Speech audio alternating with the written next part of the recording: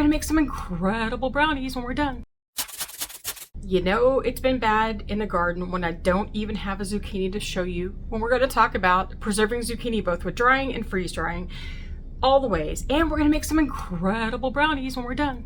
My garden has been wonderful this year. I've had my dad, he's been helping me with doing stuff. It's been a really productive year for our garden until the zucchini died. But when you don't have enough zucchini, when you kind of plan for it and your crop fails, what do you do to preserve? Well, you buy zucchini from the grocery store or the farmer's market or beg it from your neighbors. And the cool thing about it is that you can make zucchini powder that can replace about 1/3 of the flour in any recipe that you have with something that's gluten-free, more nutritious, adds a little flavor, and it's worth doing. So let's get preserving, shall we? When you're preserving zucchini, chop off the blossom end. There's an enzyme that can be in them that you don't want to keep with your food. So you just go through and take them off and you're good. Do you need to peel it? You do not. And I'm using my KitchenAid where I have a shredding attachment here. However, none of my zucchini will fit easily into the chute all the way. Most of them are a little too big. So I'm cutting them down. And of course, if you have a box grater, that's also something you can use as well. I find that shredding is my favorite way of doing it, so let me show you how.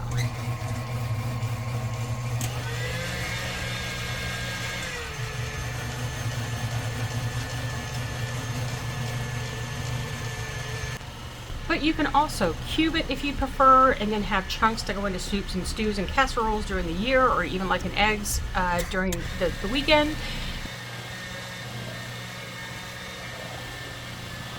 And I want to thank Harvest Right for sponsoring this portion of our video. And stop before you go. I know many of you who are dehydrators look at freeze drying as something that you can't ever do. I would never have been able to do it, but Harvest Right reached out and offered a freeze dryer for me to play with, and so I gladly accepted so I could have another tool in my preserving arsenal to keep things in my pantry. So I want you to know that this is not going to become a freeze drying channel, okay? We are going to add some additional content on top of the dehydrating that I already do for you weekly. We're always going to stay a dehydrating channel. That's what I do, and I know most of you do it as well. I'm pulling out all the tools today. So we're going to freeze dry and we're going to dehydrate all of this zucchini. Now when I load these trays, I'm going to go ahead and do this to where they're loaded but not sticking over the top, just like that. I'm supposed to be able to get about 10 pounds of zucchini in the freeze dryer in each of these trays, but I'm not going to worry too much about it because I'll also have the dehydrator going. Okay, so I just dumped that because for my own curiosity, I want to try something. So we're going to put a tray on. We're going to tare it to get it back to 0. We're going to load the tray. Okay, loaded. I don't know yet how much is overloaded, so I'm going to take a little bit of this out because I'm not quite sure. So I'm going to look over here to see what it is, and it is, yeah, just over a pound. That doesn't seem okay. That's a pound of zucchini. That's just one zucchini. That seems wrong. Let me double check.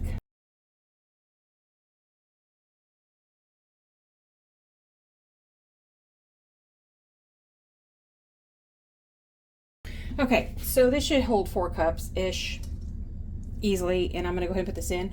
And I know that some processes recommend soaking with some salt so that you can get out more of the moisture and then straining it. But to me, when you do that, you're losing so many nutrients when you get rid of all of that juice and you're not doing anything with it. So I'm going to go ahead and just test it this time and see what happens if I just load it just like this. About a pound, pound and a half. Okay, another test I want to do because I just want to compare. You know, I just want to know the benefit here. So my kasori, my smaller kasori, the 6-tray kasori, holds 6 shelves in the machine.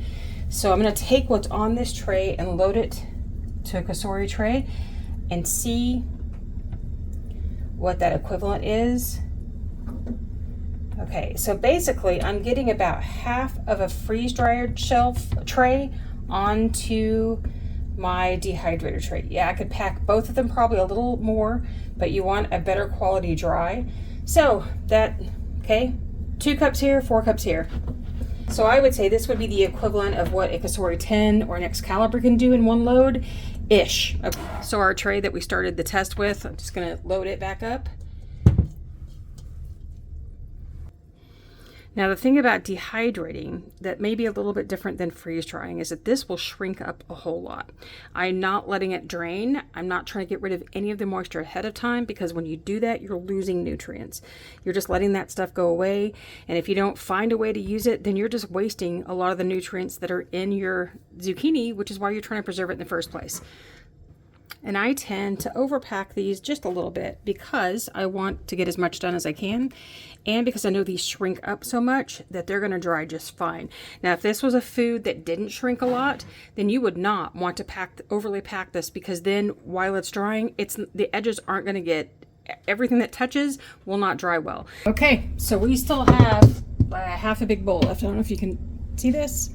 Still have a bunch left. So what I did was I pulled up my Nesco. We're going to load up another dehydrator. Okay, I'm going to show you a trick that I do, because my machine is like this. Your Nesco may be a little different. Mine does not have a large collar here to hold up the next tray, so I can put a liner on it that covers that. It makes it easier for me to load, so I can just plop stuff on, spread it all out. So I'm not worried about things getting down the core, but yours may work differently. And then what I do is just at the very end, I expose that hole so that the air can flow. You don't want to cover this completely with something that's so dense and it doesn't move, because part of how this works is air moves through the column and then up the sides, and it needs that airflow. So that just helps me load, and it helps me do things easier. So what I did is I started the freeze dryer while I was loading these trays, and it gets up to a freezing temperature. Then I closed the circuit so that it would create the vacuum inside, and then I hit start after I put the trays in, and now it's freezing, which is what it does first before it draws the moisture out of the food that's in there. So that's what's going now. But then I'm going to take in a little tour of what is in the garage now. And I'm going to say thank you to my husband, because he gave up a lot of his workspace so that I could have this little preservation corner in the garage. So it's our freeze dryer. It's a medium freeze dryer. Then it's our Kasori 10 tray, which I can do a lot of bigger projects on, and I can have it out here in the garage, and I can still dry with the smaller one inside the house. I cannot run these at the same time. It would be awesome if I could have something here and here, but the freeze dryer needs its own dedicated circuit because of the amperage it pulls when it starts, and I cannot run both of these at the same time. So they're gonna go, when this one's not working, this one will be. And then over here we just put in a little bit of extra shelving for me. And all this is, it looks fancy, but it's not, I swear. Our garage is old. It's not been well taken care of from the people who own the house before us. This would have been an eyesore and a half to have to stand here and look at. So we just got some cheap paneling from Home Depot and just put it up on the wall with some glue and some nails. And there we go. We have a backdrop. Not because we're trying to be fancy, but you can see right there, I don't want to look at that. I'd rather look at that. So let's go get the dehydrator going. Okay, so our last tray into the machine, we're going to set the temperature to 125. As with most vegetables, you can do this as low as you want. It's not a big deal. Then for time, I'm just going to set it because I don't look at time. Time is only when it turns off the machine. What you need to do is know when this stuff is finished. It needs to be dry, break, and not sticking together. That's when it's dry, no matter what the time says. So how do I know what temperature to use?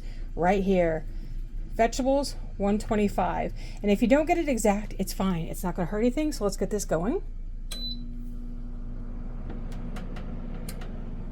Okay, so I have stopped the process, opened the valve to let the vacuum pressure off. And so here we go. We're going to open up and check these. I'm pretty sure they're dry. There we go. Fluffy, crunchy zucchini shreds. Okay, these are dry. Now the good thing is that I thought they were probably dry. I didn't know how long to really wait because this is my first time doing this. But what it would have given you if I hadn't already canceled it is that you cancel the process here, and then it will say no defrost, more dry, and defrost. So that if you needed to, you could check everything and then continue drying if it wasn't ready. Okay, so let's do a little quick comparison of the aftermath of the drying from both a freeze dryer and a dehydrator, only so that you can see the difference. This is not to try to talk you into anything. I'm just showing you how I'm preserving up as much as I can and how I did it using the new tool. Okay, so dehydrated, this is what it looks like. I'm gonna get a little closer so you can see up front. It's darker, This is the freeze-dried. It is light and fluffy. This is crunchy. Okay, just like that. To us, this has a more intense zucchini flavor up front. This has the nice crunchy, satisfying bite into it that just makes it like a better hand snack to us. Okay, so then as far as space, the dehydrated, this jar has everything I dehydrated plus this out of a 6-tray kasori and a round Nesco. This jar is 2 of these trays. That's basically 4 trays of a kasori. Okay, so it takes up more space because you basically have, this is the same size as it was shredded. So it's just basically you're shredding zucchini and putting it in a jar. That's the space that you're going to take up with here. You can get way more product in a storage space with dehydrated right now than you can with freeze dried. If you're trying to put bulk up, if that matters to you, it's going to take a little extra space to do freeze dried. Okay, what else? So the quality, I mean, you can actually see the difference in quality of what the dehydrated looks against the freeze-dried. They're both going to powder up well. They're both going to cook well, okay? Do you have to vacuum seal? Okay, so how do you store these, okay?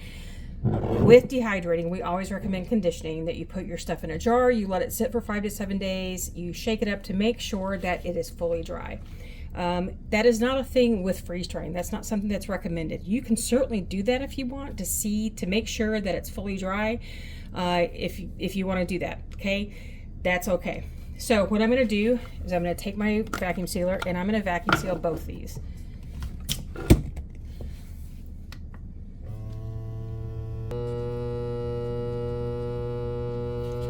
Okay, I usually let this go for about 90 seconds to make sure, but you'll know when the pitch gets all the way up here and then it doesn't change anymore, it's done. So we're gonna pull this off,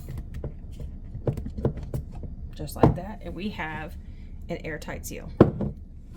All right, you still put a ring on it. So what I have done is I do not use oxygen absorbers. I hate them, okay? I hate messing with them, I hate waste, I hate that I can't use them well. So I'm going to vacuum seal my jars instead of putting an O2 absorber. What I am going to do is throw a moisture absorber in as a little sense of security for me until I really get to know how this works all the time, and then I feel better about what I'm doing. This is my first run. I want to ensure everything's good, so I'm going to add that just in case. It's not necessarily, but it's a thing for me, okay? We're going to start it and let it go.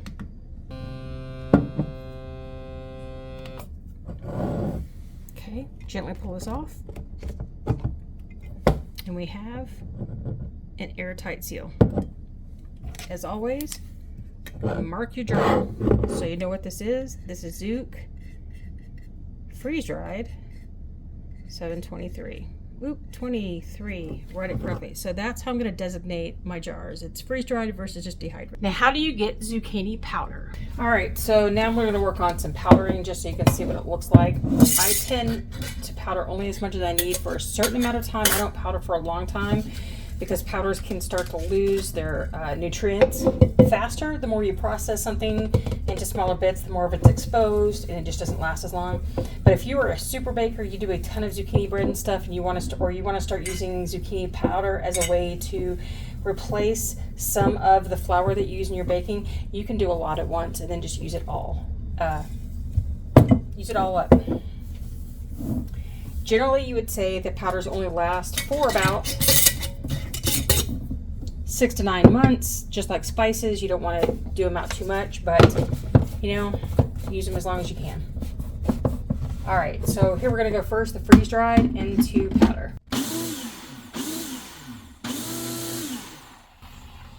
And I'm going to tell you, compared to dehydrated, that powders up a lot better and a lot faster and a lot finer. Okay.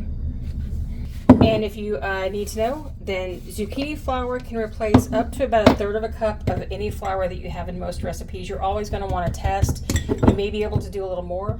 That's stuck to the bottom.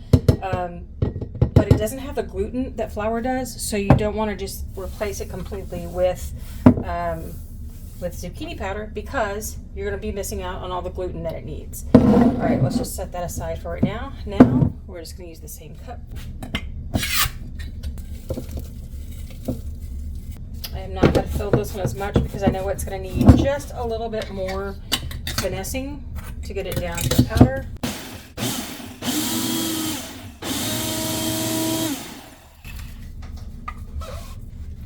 Now I can grind a little longer, but you can see that it's not as fine as an end product. The same zucchinis that I cut up, they were all exactly the same. So that's just the difference in how they both look. Let's make some brownies. All right, so I have dehydrated zucchini. When you're making a recipe, especially when you're baking, now don't do this if I'm cooking, I just throw it in. But if you're baking, you want your dehydrated zucchini to be more like what you need for the baking recipe. So if it says 2 cups shredded zucchini, no need to squeeze out the moisture, then you can put some water in here, let it rehydrate, and if you've got a lot of extra, like this is sopping, your shredded zucchini is not going to be sopping. You can go ahead and squeeze out some because the recipe is going to need the moisture. Okay, so that's what it would be like. Now here are some of the freeze-dried zucchini shreds that are rehydrated. This rehydrates very quickly. You need it happens like that.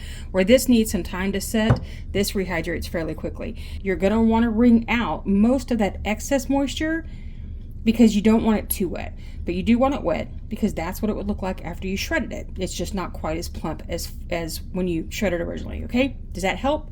Yay. So for today's recipe, since most of you are dehydrators, not necessarily freeze dryers, I'm gonna go ahead and make these brownies with the dehydrated.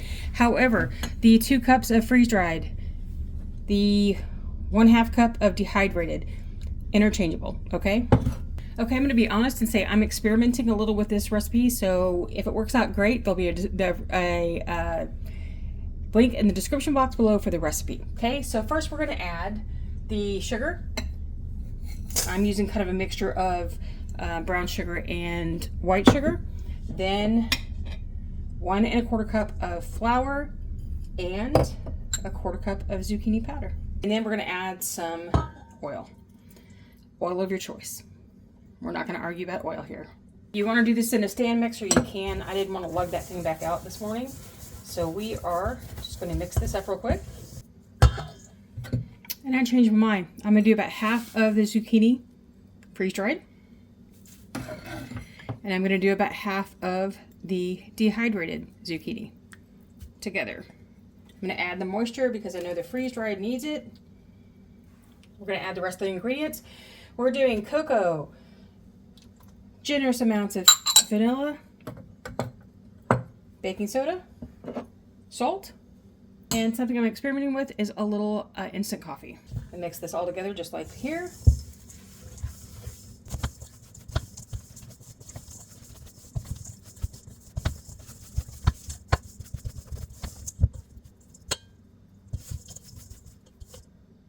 Last, I'm going to add 1 large egg. It's not quite moist enough, and I like my brownies a little on the fudgy side. We'll go ahead and make sure that we've got plenty of oil so they don't stick. I'm using what I think is an 8 by 11 pan. It's not quite 9 by 13, but we also like our brownies a little bit on the thick side.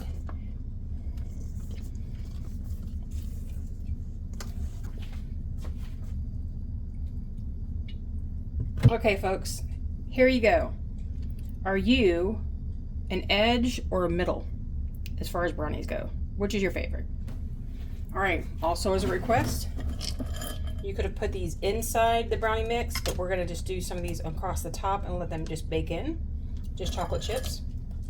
These are going into a 350-degree oven. Typically you would do these for about 30 minutes in a 9 by 13, but because we're doing a smaller pan, I'm gonna adjust and probably go for 40 to 45, but we're gonna test along the way to make sure.